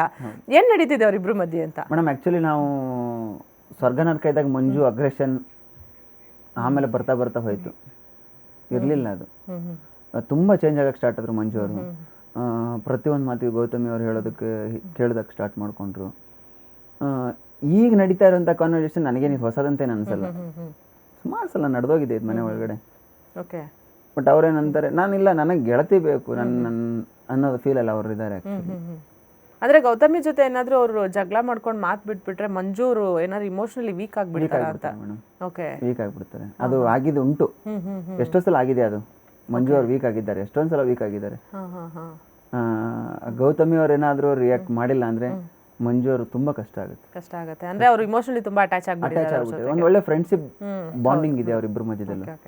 ಇನ್ನು ಒಂದು ಅಲಿಗೇಷನ್ ಇದೆ ಸುರೇಶ್ ಅವರೇ, ಏನು ಅಂತಂದ್ರೆ ಸುರೇಶ್ ಅವ್ರು ಕ್ಯಾಪ್ಟನ್ ಆಗೋದಕ್ಕೆ ಗೌತಮಿ ಅವರೇ ಕಾರಣ ಅನ್ನೋದು ಒಂದು ಆರೋಪ ಇದೆ. ಇದು ರಜತ್ ಅವರೇ ಮಾಡ್ತಾರೆ. ಅಂದ್ರೆ ಬೇಕಂತಾನೆ ಸುರೇಶ್ ಅವ್ರಿಗೆ ಲಾಸ್ಟ್ ಆಪ್ಷನ್ ಕೊಟ್ಟು ಅವ್ರಿಗೆ ಗೆಲ್ಬೇಕು ಅಂತ ಮಾಡಿ ಅವ್ರನ್ನ ಕ್ಯಾಪ್ಟನ್ ಮಾಡಿದ್ರು ಅನ್ನೋದು ಒಂದು ಅಲಿಗೇಷನ್ ಇದೆ. ಇದ್ರ ಬಗ್ಗೆ ನೀವೇನು ಕ್ಲಾರಿಫಿಕೇಶನ್ ಕೊಡ್ತೀರಿ? ಮೇಡಮ್, ನಾನು ಕ್ಲಾರಿಫಿಕೇಶನ್ ಅನ್ನೋದು ಏನಿಲ್ಲ ಇದರಲ್ಲಿ. ಹೇಳಬೇಕು ಅಂದರೆ ಗೌತಮಿ ಅವ್ರ ನಿರ್ಧಾರ ಅವ್ರು ತಗೊತಾರೆ. ಬಟ್ ಗೌತಮಿ ಅವ್ರು ನನಗೆ ಫಸ್ಟ್ ಕೊಟ್ಟಿದ್ರು ಕೂಡ ನಾನು ಹಿಡ್ಕೊಳ್ಳೋ ಕೆಪಾಸಿಟಿ ನನಗೆ ತುಂಬ ಚೆನ್ನಾಗಿತ್ತು. ಇಡೀ ಆ ಆಟ ನಡೆದಾಗ ಸಿಲಿಂಡರ್ ಹಿಂಗೆ ಹಿಡ್ಕೊಳ್ಬೇಕು ಅಂತ ಹೇಳಿದಾಗ ನಾನು ಏನು ಹಿಡ್ದಿದ್ದೆ ಅಂತ ಇಡೀ ಮನೆಯವ್ರಿಗೂ ತುಂಬ ಚೆನ್ನಾಗಿ ಗೊತ್ತು. ಫಸ್ಟ್ ನನಗೆ ಕೊಟ್ಟಿದ್ರು ಕೂಡ ಶಿಶಿರ್ಗಿಂತ ಮುಂಚೆ ನಾನು ಅದನ್ನು ತುಂಬ ಹೊತ್ತು ಹಿಡ್ಕೊತಿದ್ದೆ ಅನ್ನೋದು ನನಗೆ ಇತ್ತು ಮೇಡಮ್. ಆ ಥರ ಏನು ಅನ್ಸಲ್ಲ ಆ್ಯಕ್ಚುಲಿ ನನಗೆ. ಯಾಕಂದ್ರೆ ಅದ್ರ ಲಾಸ್ಟ್ ವೀಕು ಸ್ವಲ್ಪ ಲಾಸ್ಟ್ ವೀಕು ಅಂದ್ರೆ ಗೌತಮಿಗಿಂತ ಹಿಂದೆನೂ ಪ್ಲಾನ್ ಮಾಡಿನೇ ಒಂಥರ ಧನು ಅವ್ರನ್ನ ಗೆಲ್ಲಿಸ್ದಂಗ್ ಮಾಡ್ತಾರೆ. ಅಂದ್ರೆ ನಿಮ್ಮನ್ನ ಆ ಟೈಮಲ್ಲಿ ನೀವು ತುಂಬಾ ಬೇಜಾರಾಗಿರ್ತೀರಿ. ಸೊ ಇದು ಏನಾದ್ರೂ ಹಂಗೆ ಪ್ಲಾನ್ಡ್ ಆಗ್ಬಿಡ್ತಾ ಅಂತ? ಇಲ್ಲ ಮೇಡಮ್, ಆ ಥರ ಏನು ಅನಿಸಿಲ್ಲ ಮೇಡಮ್. ಆ್ಯಕ್ಚುಲಿ ನನಗೆ ಇನ್ನೊಂದು, ನಾನು ಗೌತಮಿ ಅವ್ರಿಗೆ, ನನಗೆ ಅದ್ರ ಹಿಂದಿನ ವಾರ ಗೌತಮಿ ಅವ್ರ ಕ್ಯಾಪ್ಟನ್ ಆದಾಗ ಬಿಗ್ ಬಾಸ್ ಅವರು ಒಂದು ಮೋಕ್ಷಿತ ಅವ್ರ ಕ್ಯಾಪ್ಟನ್ಸಿನ ಬೇಡ ನನಗೆ, ಅಂದರೆ ನಾನು ಕ್ಯಾಪ್ಟನ್ಸಿ ಓಟಕ್ಕೆ ನಾನು ಹೋಗಲ್ಲ ಅಂತ ಹೇಳಿದಾಗ ಒಂದು ಅವಕಾಶ ನಮ್ಮ ಟೀಮಿಗೆ ಕೊಡ್ತಾರೆ. ಮಾಧ್ಯಮ ನಾನು ದೊಡ್ಡ ಧಮಾಕ ಅವ್ರಿಗೆ ಕೊಟ್ಟಾಗ ನಾವು ಏನು ಮಾಡ್ತೀವಿ, ಎಲ್ಲರೂ ಸೇರಿ ನಿರ್ಧಾರ ತಗೋತೀವಿ. ನಮ್ಮ ಟೀಮಲ್ಲಿ ಯಾರ್ಯಾರು ಕ್ಯಾಪ್ಟನ್ ಆಗಿದ್ದಾರೆ, ಯಾರು ಆಗಿಲ್ಲ ಅನ್ನೋದನ್ನ ಕನ್ಸಿಡರ್ ಮಾಡಿ ಗೌತಮಿ ಅವ್ರು ಆಗಲಿ ಅಂತ ನಾವು ಕೊಡ್ತೀವಿ. ನನಗೆ ಅದು ಕಾಣಿಸಿಲ್ಲ, ಬಟ್ ಅವ್ರ ಕಣ್ಣಿಗೆ, ಅವ್ರ ಮನಸ್ಸಿಗೆ ಅದೇನಾದ್ರು ಕಾಣಿಸಿ ಅವ್ರು ತೊಗೊಂಡಿರ್ಬೋದು, ಬಿಟ್ರೆ ಅದೇ ನನಗೇನು ಆ ಥರ ಅನಿಸಿಲ್ಲ ಮೇಡಮ್. ಒಂಥರ ಹನುಮಂತು ಥರ ಆನ್ಸರ್ ಮಾಡಿಬಿಟ್ರಿ ಚೆನ್ನಾಗಿ. ನಂದಿದ್ದಾಗ ನಾನು ಹೇಳ್ತೀನಿ, ನಿಂದಿದ್ದಾಗ ನೀನು ಹೇಳು. ಇನ್ನು ಹನುಮಂತು ಅವ್ರ ಬಗ್ಗೆ ಮಾತಾಡಲೇಬೇಕು. ಪಾಪ ಬಾಯಿ ತುಂಬ ನಿಮ್ಮನ್ನು ಮಾವ ಮಾವ ಮಾವ ಅಂತ ಕರೆದು ನಾಮಿನೇಷನ್ಗೂ ಮಾವ, ಎಲಿಮಿನೇಷನ್ಗೂ ಮಾವ, ಕೊನೆಗೆ ಕಳಪೆಗೂ ಮಾವ, ಎಲ್ಲದಕ್ಕೂ ಮಾವ. ಅಂಥದ್ದು ಏನು ಪ್ರೀತಿ ಇತ್ತು ನಿಮ್ಮಿಬ್ರ ಮಧ್ಯೆ ಅಂತ? ಮೇಡಮ್, ನಾನು ಅಳಿಯ ಅವನು, ಏನೇ ಅಂದರೂ ಕೂಡ ತುಂಬ ಖುಷಿಯಾಗಿ ತೊಗೊತಿದ್ದೆ. ನಾನು ಅವ್ನಿಗೆ ಯಾವತ್ತೂ ರಿಯಾಕ್ಟ್ ಮಾಡಿದ್ದೇ ಇಲ್ಲ ಜಾಸ್ತಿ. ಒಂದೊಂದ್ಸಲ ಕೋಪ ಬರೋದು ಒಳಗಡೆ, ರಿಯಾಕ್ಟ್ ಮಾಡೋಣ ನನ್ನ ಅಷ್ಟೊತ್ತಿ ಏನೋ ಒಂದು ತರಲೆ ಮಾಡಿರೋನು, ಅಲ್ಲಿಗೆ ಅದು ಮರ್ತೋಗ್ಬಿಡ್ತಿತ್ತು. ಒಂದು ಊಟ ಮಾಡ್ಬೇಕಾದ್ರು ಕೂಡ ಬಾ ಮಾವ ಕೂತ್ಕೋ ಊಟ ಮಾಡು, ಮಲ್ಕೋಬೇಕಾದ್ರೂ ಕೂಡ ಮಾವ ಬರ್ರಿ ಮಲ್ಕೊಳ್ಳೋಣ ಹೋಗಿ ಬೇಗ, ಈ ಥರ ಅಟ್ಯಾಚ್ಮೆಂಟ್ ಬೆಳೆದ್ಬಿಟ್ಟಿತ್ತು. ಆ ಮನೆಯಲ್ಲಿ ತುಂಬ ಅಟ್ಯಾಚ್ಮೆಂಟ್ ನನಗೆ ಆಗಿದ್ದು ಧನರಾಜು, ಹನುಮಂತು, ಜಗದೀಶ್. ಓಕೆ, ಇವ್ರು 3 ಜನ ನಾನು ತುಂಬ ಅಟ್ಯಾಚ್ಮೆಂಟ್ ಆ ಮನೇಲಿ ಆಗಿತ್ತು. ಓಕೆ, ಜಗದೀಶ್ ಅವ್ರ ಬಗ್ಗೆ ಹೇಳ್ತಾ ಇದ್ರಿ ನೀವು. ಅಂದರೆ ಜಗದೀಶ್ ಅವರು ಎಲಿಮಿನೇಟ್ ಆದಾಗ ಬಹುಶಃ ಆ ಮನೆಯಲ್ಲಿ ಕೆಲವೊಂದು ವಿಚಾರದಲ್ಲಿ ಫ್ಯಾಕ್ಟ್ ಮಾತಾಡಿದ್ದು ನೀವೇ ಅನ್ಸುತ್ತೆ ಸುದೀಪ್ ಸರ್ ಕೇಳುವಾಗ. ಆ ಸಿಚುವೇಶನ್ ಹೇಗಿತ್ತು ಅಂತ. ಆ್ಯಂಡ್ ಅವ್ರು ನಿಮ್ಮ ಜೊತೆ ಕ್ಲೋಸ್ ಇದ್ದರು, ಬಟ್ ಆ ಜಗಳ ಆಗೋದಕ್ಕೆ ಒಂದು ರೀಸನ್ ಅಂದರೆ ನೀವು ಅವತ್ತು ಬಹುಶಃ ಸುಮ್ಮನೆ ಇರಬೇಕು ಅಂತ ಹೇಳೋದು ತಪ್ಪಾಗತ್ತೆ, ಯಾಕಂದ್ರೆ ಆ ಸಿಚುವೇಶನ್ ಒಳಗಡೆ ಹೇಗಿರುತ್ತೆ ಅಂತ ಯಾರಿಗೂ ಗೊತ್ತಿರೋದಿಲ್ಲ. ಬಟ್ ಹೆಂಗದು ಆ ಸಿಚುವೇಶನ್ ಎಲ್ಲ ಹೆಂಗೆ ಹ್ಯಾಂಡಲ್ ಮಾಡ್ಕೊಂಡ್ರಿ ಅಂತ? ನಮ್ಮ ಆ್ಯಕ್ಚುಲಿ ಅದರ ಹಿಂದಿಂದ ಅದಕ್ಕೆ ಅದು ನಡೆಯೋ ಒಂದು 2-3 ಅವರ್ ಮುಂಚೆ ಒಂದು ಮನೆಯವರೆಲ್ಲರೂ ಒಂದಾಗಿರ್ತಾರೆ, ನಾನು ಜಗದೀಶ್ ಧನರಾಜ್ ಒಂದಾಗಿರ್ತೀವಿ.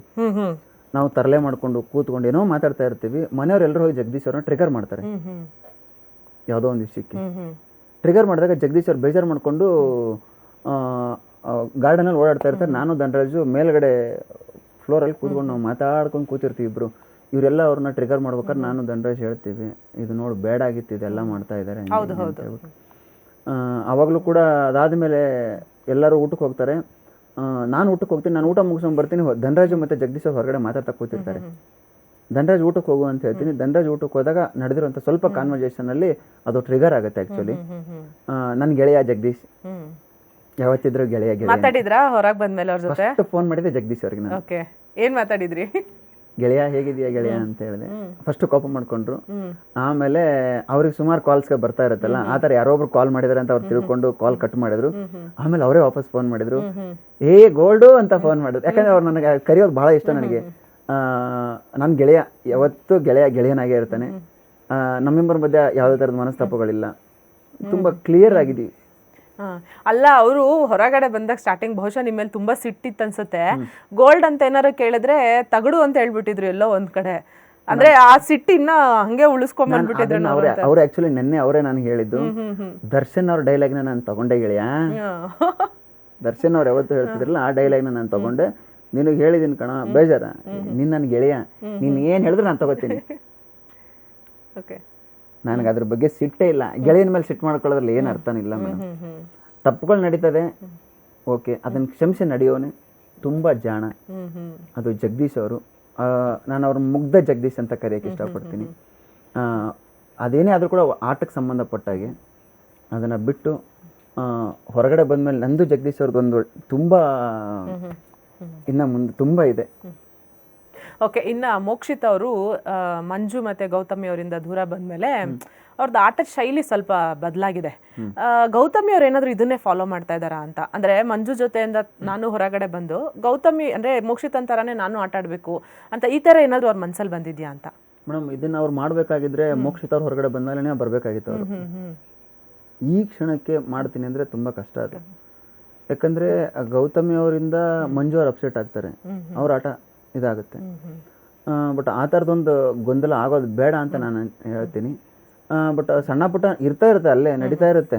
ಅದನ್ನ ಸರಿ ತೂಗಿಸ್ಕೊಂಡು ಹೋಗ್ತಾರೆ ಅವರು, ಗೌತಮಿ ಅವರು ಹೋಗಿಸ್ತಾರೆ, ಏನು ತೊಂದರೆ ಇಲ್ಲ, ಆ ಥರದ್ದೇನು ಆಗಲ್ಲ. ಓಕೆ, ಇದು ಮೋಕ್ಷಿತ್ ಅವ್ರು ಏನಾದ್ರು ಈ ಡಿಸಿಷನ್ ತೊಗೊಂಡಿರಲಿಲ್ಲ ಅಂದಿದ್ರೆ, ಅಂದರೆ ಅವರಿಬ್ಬರು ಫ್ರೆಂಡ್ಶಿಪ್ಪಿಂದ ಹೊರಗೆ ಬಂದಿರಲಿಲ್ಲ ಅಂದರೆ ಇಷ್ಟು ದಿನವರೆಗೂ ಉಳ್ಕೊಂತಿದ್ರು ಮನೇಲಿ ಅನ್ಸುತ್ತಾ? ಕಷ್ಟ ಆಗಿರೋದು ಮೇಡಮ್, ತುಂಬ ಕಷ್ಟ ಆಗಿರೋದು ಅದು. ಓಕೆ, ಸೊ ಅವರು ಹೊರಗಡೆ ಬಂದಿದ್ದು ಅವರಿಗೆ ಪ್ಲಸ್ ಆಯಿತು. ಆಗಿದೆ. ಇನ್ನು ವೀಕೆಂಡಲ್ಲಿ ಒಂದು ವಿಡಿಯೋ ಪ್ಲೇ ಮಾಡ್ತಾರೆ, ಒಂದು 3-4 ವಾರದ ಹಿಂದಿನ ವಿಡಿಯೋ. ಅಂದರೆ ಹೀಗೆ ಪ್ಲ್ಯಾನ್ ಮಾಡಿಕೊಂಡು ಟಾರ್ಗೆಟ್ ಮಾಡಿಕೊಂಡು ನಾಮಿನೇಟ್ ಮಾಡೋಣ ಅಂಥೇಳಿ. ಅದಕ್ಕೆ ಐಶ್ವರ್ಯ ಅವರು ಬಿಗ್ ಬಾಸಿಗೆ ಹೋಗಿ ಒಂದು ಕ್ಲಾರಿಫಿಕೇಶನ್ ಕೊಟ್ಟಿದ್ದಾರೆ. ಅಂದರೆ ನನಗೆ ಈ ಥರ ಮಾಡಬೇಕು, ಈ ಥರ ಮಾತಾಡಬೇಕು ಅಂತ ಐಡಿಯಾ ಬಂದಿದೆ ಚೈತ್ರ ಮಾತಾಡಿದ್ಮೇಲೆ. ಚೈತ್ರ ಹೊರಗೆ ಹೋಗಿ ಬಂದಮೇಲೆ ಟೀಮ್ ಅವರೇ ಹೇಳ್ಕೊಟ್ಟಿರೋದು ಈ ಥರ ಮಾಡಿ ಅಂತ ಹೇಳ್ಬಿಟ್ಟು ಹೇಳ್ಕೊಟ್ಟಿದ್ರು ಅಂತ ಅವ್ರು ನನಗೆ ಹೇಳಿದ್ರು ಅಂತ ಹೇಳಿದ್ದಾರೆ. ಇದ್ರ ಬಗ್ಗೆ ಏನಾದ್ರು ಡಿಸ್ಕಷನ್ ಆಗಿತ್ತಾ ಮನೆಯಲ್ಲಿ? ಇಲ್ಲ ಮೇಡಮ್, ಯಾವ ಟೀಮ್ ಅವರು ಯಾರು ಕೂಡ ಎಲ್ಲೂ ಯಾವುದನ್ನು ಹೇಳಲ್ಲ. ಪರ್ಟಿಕ್ಯುಲರ್ಲಿ ನೀವು ಟೀಮ್ ಅಂದಾಗ ಯಾವುದು ಬಿಗ್ ಬಾಸ್ ಮನೆ ಒಳಗಡೆ ಕಂಟೆಸ್ಟೆಂಟ್ ಇಲ್ಲ ಮೇಡಮ್. ನಮಗೆ ಬಿಗ್ ಬಾಸ್ ಟೀಮ್ ಅವ್ರು ಯಾವುದೂ ಕಮ್ಯುನಿಕೇಟ್ ಮಾಡಂಗಿಲ್ಲ. ನಾನು ಹೊರಗಡೆ ಇದ್ದಾಗ ಅನ್ಕೊಂಡಿದ್ದೆ ಇದೊಂಥರ ಆಟ ಆಗ್ಬಿಡು, ಅಲ್ಲೆಲ್ಲ ಹೇಳ್ಕೊಡ್ತಾರೆ ಮಾಡ್ತಾರೆ ಅಂತ. ನಮಗೆ ಬರೋದು ಎರಡೇ ಮೇಡಮ್, ಒಂದು ಗಾಡ್ ಆದರೆ ಒಂದು godfather. God Bigg Boss ಆದರೆ ಗಾಡ್ ಫಾದರ್ ಸುದೀಪ್ ಸರ್. ಒಂದು ಪ್ರತಿದಿನ ನಮಗೆ ವಾಯ್ಸ್ ಕೇಳಿಸೋದು ಬಿಗ್ ಬಾಸ್ ಅವ್ರದ್ದು. ಅದು ಬಿಟ್ಟರೆ ಸುದೀಪ್ ಸರ್ದು. ಅವರಿಬ್ಬರು ಏನು ಹೇಳ್ತಾರೆ ಅದ್ರ ಮೇಲೆ ನಾವು ಆಟ ಆಡಬೇಕು, ಬಿಟ್ಟರೆ ಬೇರೆ ಯಾವ ಟೀಮ್ ಅವರು ನಮ್ಮ ಜೊತೆಗೆ ಕಮ್ಯುನಿಕೇಟ್ ಬರಲ್ಲ. ನಮ್ಗೆ ಯಾರು ಕೂಡ ಕಮ್ಯುನಿಕೇಟ್ ಮಾಡೋಕ್ಕಾಗಲ್ಲ. ಮತ್ತೆ ಚೈತ್ರ ಅವ್ರು ಅಷ್ಟೆಲ್ಲ ಬಂದು ಮಾತಾಡಿದ್ರಲ್ಲ, ಅದ್ರ ಬಗ್ಗೆ ಏನು ಹೇಳ್ತೀರಿ ನಿಮಗೆ? ನೀವು ಮೇಡಮ್ ಆ್ಯಕ್ಚುಲಿ ಹುಷಾರಿಲ್ಲ ಹಾಸ್ಪಿಟ್ಲ್ ಅಂತ ಬಂದ ನನ್ನೂ ಕರ್ಕೊಂಡು ಹೋಗಿದ್ದಾರೆ. ಹೌದಲ್ಲ, ಹೈಯೆಸ್ಟ್ ನೀವೇ ಅನ್ಸುತ್ತೆ. ನಾನೇ ಜಾಸ್ತಿ ಹಾಸ್ಪಿಟ್ಲ್ಗೆ ಹೋಗಿ ಬಂದಿದ್ದೀನಿ. ಅವ್ರದ್ದಂತ ಸ್ವಲ್ಪ ಪ್ರೋಟೋಕಾಲ್ಗಳಿರುತ್ತೆ, ಆ ಪ್ರೋಟೋಕಾಲ್ನ ತುಂಬ ನೀಟಾಗಿ ಮೇಂಟೈನ್ ಮಾಡಬೇಕು. ಯಾಕಂದ್ರೆ ನನಗೆ ಒಬ್ಬ ವ್ಯಕ್ತಿ ನನ್ನ ಮೇಲೆ ನಂಬಿಕೆ ಇಟ್ಟಿದ್ದಾರೆ ಅಂತಂದ್ರೆ ನಂಬಿಕೆ ಉಳಿಸ್ಕೋಬೇಕು ಮೇಡಮ್. ಹುಷಾರಿಲ್ಲ ಅಂತಂದಾಗ ಚೈತ್ರ ಅವ್ರನ್ನ ಹಾಸ್ಪಿಟ್ಲಿಗೆ ಎಮರ್ಜೆನ್ಸಿ ಕರ್ಕೊಂಡು ಹೋದಾಗಲೂ ಕೂಡ ಅವರು ನನಗನ್ಸಿದ್ದು ಅದೇ ದಿನ ನಾವು ಕಳಪೆ ಡಿಸೈಡ್ ಮಾಡಬೇಕಾಗಿರುತ್ತೆ. ಅವ್ರ ಆಟ ಇರಲ್ಲ, ಅದಕ್ಕೆ ಹೋದ್ರೇನೋ ಅಂತ ನನ್ನ ಮನಸ್ಸಲ್ಲಿ ನಾನು ಅಂದ್ಕೊಂಡಿದ್ದು ಉಂಟು. ಅವ್ರು ಹೊರಗಡೆ ಹೋಗಿ ಒಳಗಡೆ ಬಂದು ಇದೆಲ್ಲ ಕ್ರಿಯೇಟ್ ಮಾಡಿದ್ಮೇಲೆ ಆವಾಗ ನನಗನ್ಸುತ್ತೆ ಚೈತ್ರ ಬೇಕು ಅಂತ ಇದನ್ನು ಮಾಡಿದ್ದಾರೆ ಅಂತ ಅನಿಸಿದ್ದು ಉಂಟು. ಆ್ಯಕ್ಚುಲಿ ಹೋಗಿದ್ದ ಹಾಸ್ಪಿಟ್ಲ್ ವಿಷಯಕ್ಕೆ, ಹಂಗೆ ಹೋಗಿ ಹಂಗೆ ಬರಬೇಕಾಗಿತ್ತು. ಅವರು ಬೇರೆ ವಿಷಯಗಳನ್ನೆಲ್ಲ ಕೇಳೋ ಅವಶ್ಯಕತೆ ಏನಿರಲಿಲ್ಲ ಚೈತ್ರ ಅವ್ರಿಗೆ. ಓಕೆ, ರೀಸೆಂಟಾಗಿ ಅವ್ರ ಮನೆಯಿಂದ ಒಂದ್ಸಲಿ ಹೊರಗೆ ಬಂದಿದ್ರು, ಏನಕ್ಕೆ ಅಂತ ಗೊತ್ತಾಯ್ತಾ? ಗೊತ್ತಿರಲಿಲ್ಲ ಮೇಡಮ್ ನನಗೆ. ಇಲ್ಲಿ ಮನೆ ನೀವು ಹೊರಗಡೆ ಬಂದ್ಮೇಲೆ ಹೊರಗಡೆ ಬಂದ್ಮೇಲೆ ಗೊತ್ತಾಯ್ತು, ನಮ್ಮ ಸ್ನೇಹಿತರು ಹೇಳಿದ್ರು. ಕೋರ್ಟ್ ಕೇಸ್ ಅಂತ ಹೇಳಿ ಬಂದಿದ್ರು. ಅವಾಗೆಲ್ಲ ಏನ್ ಬಂದ್ ಹೇಳಿಲ್ವ ಅವರು? ಅಂದ್ರೆ ಈ ತರ ಆಗ್ತಾ ಇದೆ, ಹಿಂಗ್ ಮಾತಾಡ್ತಾ ಇದಾರೆ, ಜನಗಳ ಒಪಿನಿಯನ್ ಇದೆ? ಏನು ಹೇಳಿಲ್ಲ. ಓಕೆ ಓಕೆ, ಫಸ್ಟ್ ಟೈಮ್ ಇದ್ದಾಗ ಅಷ್ಟೇ. ನನಗೂ ಫಸ್ಟ್ ಟೈಮ್ ಇದ್ದಾಗ ಹೇಳಿದ್ರು. ಆ ವಾರ ನನಗೆ ಉತ್ತಮ ಸಿಕ್ಕಿತ್ತು. ಅವಾಗ ಹೇಳಿದ್ರು, ಅಣ್ಣ ಮನೆಯವ್ರನ್ನೆಲ್ಲ ನಂಬಕ್ ಹೋಗ್ಬೇಡಣ ಅಂತಂದ್ರು. ನಾನು ಯಾಕೆ ಚೈತ್ರ ಈ ತರ ಹೇಳ್ತಾ ಇದ್ದಾಳೆ ಅಂತ ನಾನು ಅನ್ಕೊಂಡೆ. ನಾನು ಅದ್ರ ಬಗ್ಗೆ ಜಾಸ್ತಿ ರಿಯಾಕ್ಟ್ ಮಾಡಕ್ ಹೋಗ್ಲಿಲ್ಲ, ಸುಮ್ಮನೆ ಆಗ್ಬಿಟ್ಟೆ. ಓಕೆ, ಇದು ಮಂಜು ಅವ್ರ ಆಟದ ಬಗ್ಗೆ ಏನು ಹೇಳ್ತೀರಿ? ಎಲ್ಲದ್ರಲ್ಲೂ ಗ್ರೇ ಏರಿಯಾ ಹುಡುಕ್ತಾರೆ. ಅವ್ರೇನು ಅವ್ರದ್ದು ಸ್ಟ್ರೆಂತ್ ಏನು ಅಂತ ಅಂದರೆ ಅವರು ಸ್ಟ್ರಾಟಜಿನ ಅಥವಾ ಅವ್ರ ಸ್ಟ್ರೆಂತ್ ಬಂದರೆ ಅವರು ಎನರ್ಜಿನ ಏನು ಅಂತ ಎಲ್ಲದರಲ್ಲೂ ಏನಾದರೂ ಒಂದು ಪ್ಲಾನಿಂಗ್ ಮಾಡ್ತಾರೆ. ಮೇಡಮ್ ಮಂಜಣ್ಣ ಹೆಂಗೆ ಅಂದರೆ, ಮಂಜಣ್ಣ ಪ್ರತಿಯೊಂದು ಆಟದಲ್ಲೂ ಗ್ರೇ ಏರಿಯಾ ಹುಡುಕ್ತೀನಿ ಅಂತ ಇದ್ರು. ಇತ್ತೀಚೆಗೆ ಅವ್ರು ಗ್ರೇ ಏರಿಯಾ ವರ್ಕ್ ಆಗ್ತಾ ಇಲ್ಲ. ಒಂದು ಮಾವಿನ ಮರದಲ್ಲಿ ಸುಮಾರು ಹಣ್ಣುಗಳಿರುತ್ತದೆ. ಒಂದೇ ಹಣ್ಣಿಗೆ ಗುರಿ ಇಟ್ಟು ಹೊಡೆದ್ರೆ ಅದು ಅದೇ ಹಣ್ಣು ಬೀಳುತ್ತೆ. ಮಂಜಣ್ಣ ಹೇಗೆ ಅಂದ್ರೆ ಸ್ವಲ್ಪ ಕಲ್ ತಗೊಂಡು ಎಸೆದ್ ಬಿಟ್ರೆ ಅದ್ರಲ್ಲಿ ಯಾವ್ದು ಬೀಳುತ್ತೆ ಬೀಳಿ ಅಂತ ಅನ್ನೋ ಥರ ಆಟ. ಗೆದ್ರೆ ಗ್ರೇ ಏರಿಯಾ, ಸೋತ್ರೆ ಗ್ರೇ ಏರಿಯಾ ಅಲ್ಲ ಅಂತ ಹೇಳ್ತಾರೆ. ಅದೇನು ಗ್ರೇ ಏರಿಯಾ ಜಾಸ್ತಿ ವರ್ಕ್ ಆಗಲ್ಲ. ಯಾಕಂದ್ರೆ ಮೊನ್ನೆನೂ ಅಂದ್ರೆ ಆ ಕಡೆ ಟೀಮಲ್ಲಿ ರಜತ್ ಅವ್ರ ಟೀಮಲ್ಲಿ ಯಾರನ್ನಾರು ನಾಮಿನೇಟ್ ಮಾಡ್ಬೇಕು ಅಂದಾಗ ಮಂಜು ಅವ್ರು ಒಂದು ಮಾತು ಹೇಳ್ತಾರೆ ಇಡೀ ಟೀಮಿಗೆ, ಆ ಕಡೆ ಯಾರು ವೀಕ್ ಅನ್ನಿಸ್ತಾರೆ, ಈ ವಾರ ಯಾರು ಹೋಗ್ತಾರೆ ಅಂತ ಅನ್ಸ್ತಾರೆ, ಅವ್ರನ್ನ ನಾಮಿನೇಟ್ ಮಾಡಿ, ಏನಕ್ಕೆ ಸುಮ್ಮನೆ ಸ್ಟ್ರಾಂಗ್ ಕಂಟೆಸ್ಟೆಂಟ್ಸ್ ನ ನಾಮಿನೇಟ್ ಮಾಡ್ತೀರಿ, ಹೆಂಗಿದ್ರು ಅವ್ರು ಸೇವ್ ಆಗ್ಬಿಡ್ತಾರೆ ಅಂತಾರೆ. ಅಂದ್ರೆ ಆ ತರ ತಲೆ ಹೆಂಗ್ ಓಡಿಸ್ತಾರ ಅವರು ಅಂತ.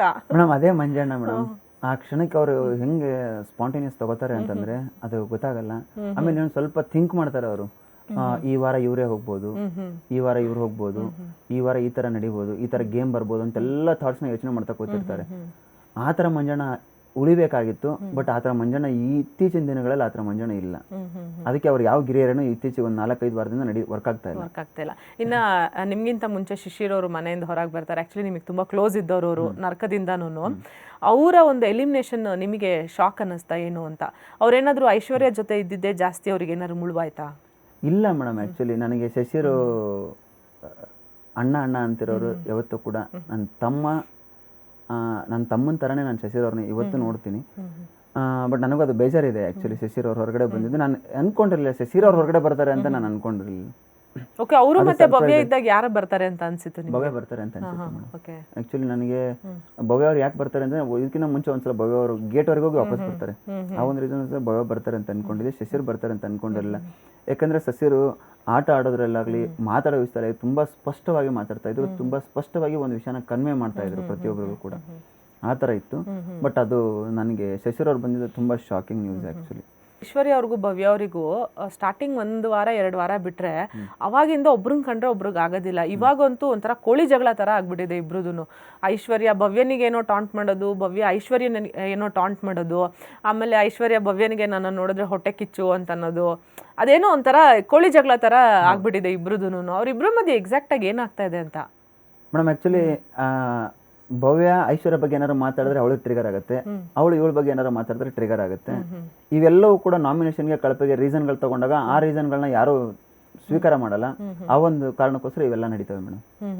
ಓಕೆ, ಅಂದ್ರೆ ಅವರಿಬ್ರ ಮಧ್ಯೆ ಅಂತದ್ದು ಮನೆ ಒಳಗಡೆ ಬೇರೆ ಏನಾಗಿಲ್ಲ, ಬರೀ ನಾಮಿನೇಷನ್ ವಿಚಾರಕ್ಕೆ ವಿಷಯಗಳು, ಆ ಥರ ವಿಷಯಗಳು ಅಷ್ಟು ಬಿಟ್ಟರೆ ಬೇರೆ ಏನೇನು ಇಲ್ಲ.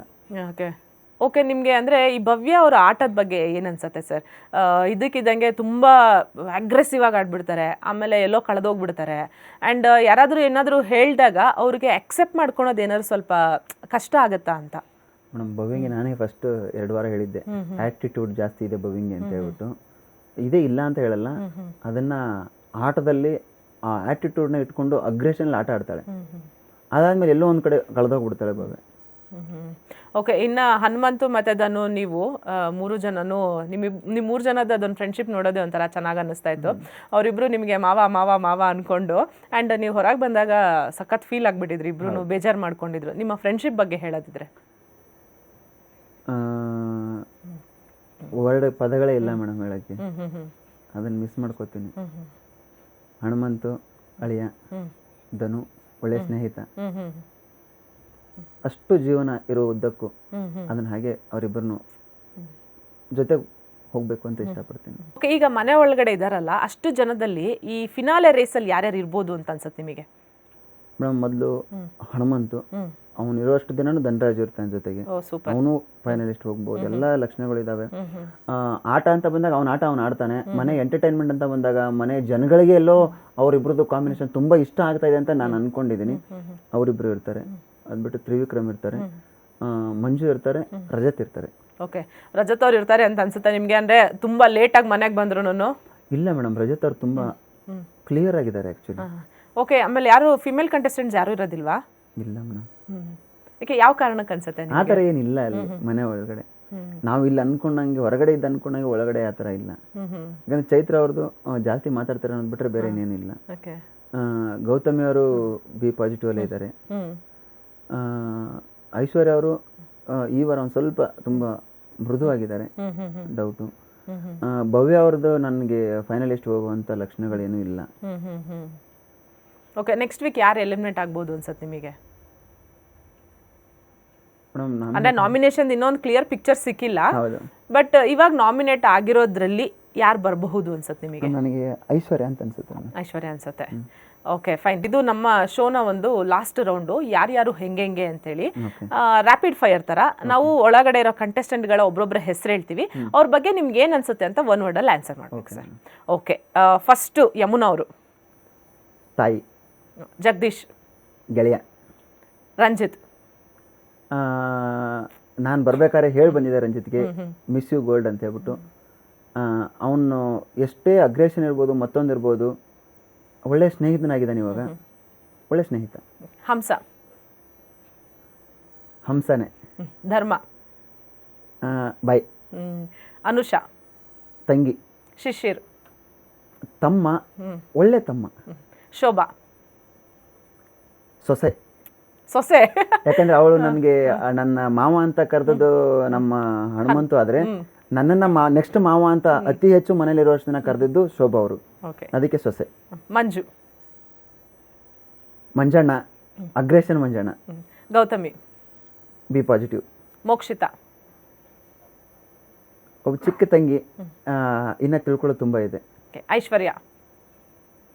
ತಂಗಿ, ಅವಳಿಗೆ ಯಾರು ಇಲ್ಲ ಅಂತ ಅನ್ಕೊಂಡು ಅವಳು ಫೀಲಲ್ಲಿ ಇದ್ದಾಳೆ, ಅಪ್ಪ ಅಮ್ಮ ಇಲ್ಲ, ನನ್ನ ಫ್ಯಾಮಿಲಿ ಇಲ್ಲ ಅಂತ. ಅವಳಿಗೆ ಅಣ್ಣನಾಗಿರ್ತೀನಿ ಆಸರೆಯಾಗಿ.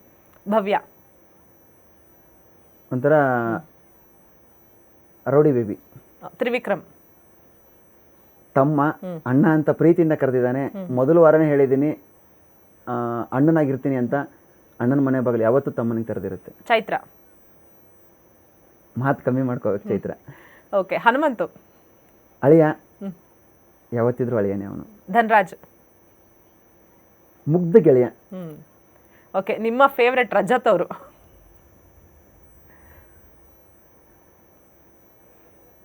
ಅವ್ರ ಬಗ್ಗೆ ತುಂಬಾ ಯೋಚನೆ ಮಾಡ್ತಿದ್ದೀರಿ. ಯಾಕಂದ್ರೆ ರಜತ್ಗೂ ನನಗೂ ಫಸ್ಟ್ ವಾರದಿಂದಾನೇ ಸ್ಟಾರ್ಟ್ ಆಗಿದ್ದು. ಟಕವರ್ ಅವ್ರು ಬಂದಾಗಿಂದಾನೇ ಸ್ಟಾರ್ಟ್ ಆಗಿದ್ದು. ಆ ರಜತ್ ಇವಾಗ ಇಲ್ಲ.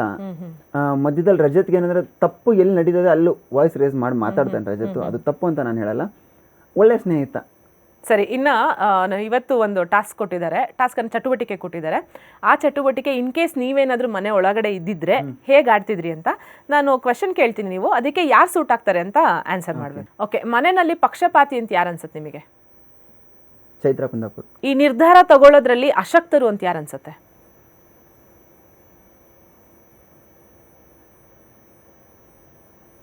ಅಂದ್ರೆ ನಿರ್ಧಾರ ತ್ರಿವಿಕ್ರಮ್. ಓಕೆ. ಇನ್ನು ಕೊಟ್ಟ ಮಾತನ್ನ ಉಳಿಸ್ಕೊಳ್ಳೋದ್ರಲ್ಲಿ ಅಶಕ್ತರು ಅಂತ ಯಾರು ಅನ್ಸುತ್ತೆ? ಅಂದ್ರೆ ಮಾತು ಕೊಟ್ಬಿಡ್ತಾರೆ ಬಟ್ ಅದನ್ನ ಉಳಿಸ್ಕೊಳಕ್ಕಾಗಲ್ಲ ಆಮೇಲೆ. ಓಕೆ. ಎರಡಕ್ಕೂ ತ್ರಿವಿಕ್ರಮ್ ಅವ್ರ ಹೆಸರು ತಗೊಂತೀರಿ ನೀವು. ಓಕೆ. ಓಕೆ. ಈ ಜನಗಳನ್ನ ಮೇಂಟೈನ್ ಮಾಡಕ್ ಆಗದೆ ಇರೋರು, ಜನ ನಿರ್ವಹಣೆಯಲ್ಲಿ ಅಶಕ್ತರು ಅಂತ ಯಾರು ಅನ್ಸುತ್ತೆ? ಮಂಜಣ್ಣ. ಯಾವ ಕಾರಣಕ್ಕೆ ಅನ್ಸುತ್ತೆ ನಿಮಗೆ? ಎಲ್ಲೋ ಒಂದ್ ಕಡೆಗೆ ಮಂಜಣ್ಣ ಕಷ್ಟ ಮೇಡಮ್. ಮಂಜಣ್ಣಂದು ನಾವು ಒಳಗಡೆದ ನಮಗೆ ಫೀಲ್ ಆಗ್ತಿತ್ತು. ಮಂಜಣ್ಣ ಏನಾದ್ರು ಒಂದು ಕೊಟ್ಟಾಗ ಮಾಡಿದಾಗ ನಿರ್ವಹಣೆ ಮಾಡಬೇಕು ಅಂದಾಗ ಮಂಜಣ್ಣನ ಮಾತು ಜಾಸ್ತಿ ಯಾರು ಕೇಳಲ್ಲ. ಮಂಜಣ್ಣ ಏನಂದ್ರೆ ನಂದೇ ನಡಿಬೇಕು, ನಾನು ಹೇಳ್ದಂಗೆ ಆಗಬೇಕು ಅಂತ ಹೇಳ್ತಾರೆ. ಅದನ್ನು ಯಾರು ತೊಗೊಳಕ್ಕೆ ಇಷ್ಟಪಡಲ್ಲ. ಅದರಿಂದ ಮಂಜಣ್ಣ ಹೇಳೋ ವಿಷಯದಲ್ಲಿ ಯಾರು ನಿರ್ಧಾರಣೆ ಮಾಡಲ್ಲ. ಓಕೆ. ಮಂಜು ಅವ್ರಿಗೆ ಏನಾದರೂ ಮೋಕ್ಷಿತ ಅವ್ರ ಜೊತೆ ಮತ್ತೆ ಪ್ಯಾಚಪ್ ಮಾಡ್ಕೊಬೇಕು, ಚೆನ್ನಾಗಾಗಬೇಕು ಅಂತ ಏನಾದರೂ ಇದೆಯಾ? ಆ ಥರದ್ದು ಏನಾದ್ರು ಬಂದಿದೆಯಾ ಅವರಿಗೆ ಅಂತ? ಮೋಕ್ಷಿತ ಜೊತೆ ನಾನು ತುಂಬ ಸಲ ಮಾತಾಡಿದ್ದೀನಿ. ಅಣ್ಣ ನಾನು ತುಂಬ ಕ್ಲಿಯರ್ ಆಗಿದ್ದೀನಿ. ಅಲ್ಲ, ಮೋಕ್ಷಿತ ಅವರು ಓಕೆ. ಮಂಜು ಅವ್ರಿಗೆ ಏನಾದರೂ ಇದೆಯಾ ಆ ಥರ? ಇಲ್ಲ ಮೇಡಮ್. ಮಂಜು ಅವ್ರಿಗೆ ಇದ್ರೂ ಕೂಡ ಮೋಕ್ಷಿತ ಅವ್ರು ಅದನ್ನ ತಗೊಳಕ್ಕೆ ರೆಡಿ ಇಲ್ಲ. ಓಕೆ. ನಿಮ್ಮ ಪ್ರಕಾರ ಯಾರು ವಿನ್ ಆಗ್ಬೋದು? ಹನುಮಂತು ವಿನ್ ಆಗ್ತಾರೆ. ನೀವು ಯಾಕೆ ಇವತ್ತು ಇಷ್ಟು ಗೋಲ್ಡ್ ಕಡಿಮೆ ಹಾಕೊಂಡ್ ಬಂದಿದ್ದೀರಾ ಅಂತ? ಮೇಡಮ್, ನಾನು ಹೋಗ್ಬೇಕಾದ್ರೆ 78 kg ಇದ್ದೆ, ಇವಾಗ 60 kg ಆಗಿದ್ದೀನಿ.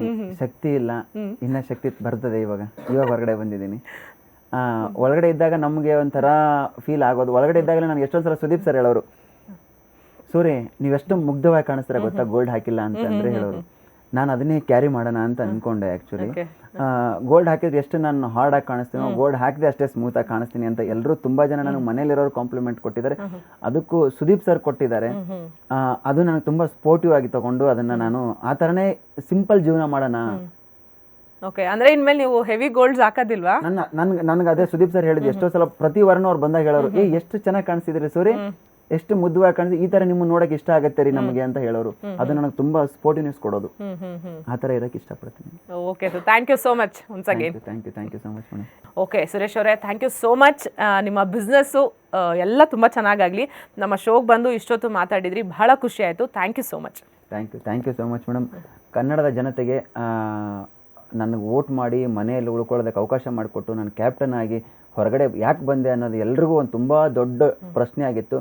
ಆ ಪ್ರಶ್ನೆಗೆ ಉತ್ತರ ಸಿಕ್ಕಿದೆ ಅಂತ ನಾನು ಭಾವಿಸ್ತಾ ನನ್ನ ಮಾತನ್ನು ಮುಗಿಸ್ತೀನಿ. ಧನ್ಯವಾದ. ಇದಾಗಿತ್ತು ಈ ಹೊತ್ತಿನ ವಿಶೇಷ. ಮತ್ತೆ ಭೇಟಿಯಾಗೋಣ. ಅಲ್ಲಿವರೆಗೂ ನೋಡ್ತಾ ಇರಿ ನ್ಯೂಸ್ ಫಸ್ಟ್, ನಿರ್ಭೀತಿಯಿಂದ ನಿಮ್ಮ ಪರವಾಗಿ.